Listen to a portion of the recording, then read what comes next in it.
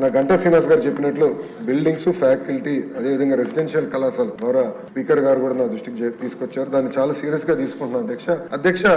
నా ఆలోచన ఏంటంటే ఒక డాష్ బోర్డ్ ఏర్పాటు చేసి స్కూల్స్ అన్ని ఒక ర్యాంకింగ్ మెకానిజం పెడదాం.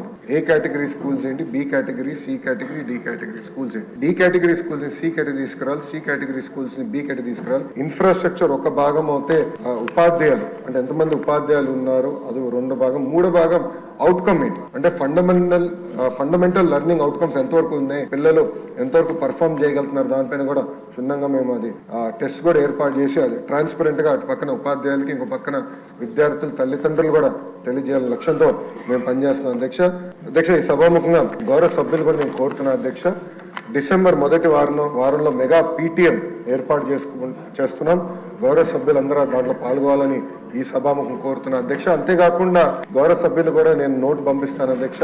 ప్రతి సభ్యుడు కంపల్సరీగా ప్రభుత్వ పాఠశాలలకి నెలకి నీ పాఠశాల వెళ్ళి మాకు ఒక రిపోర్ట్ ఇస్తే ఆ రిపోర్ట్ చూసి మార్పులు చేర్పులు ఏం చేయాలో అనే దానికి నాకు ఫీడ్బ్యాక్ ఇస్తుంది అధ్యక్ష.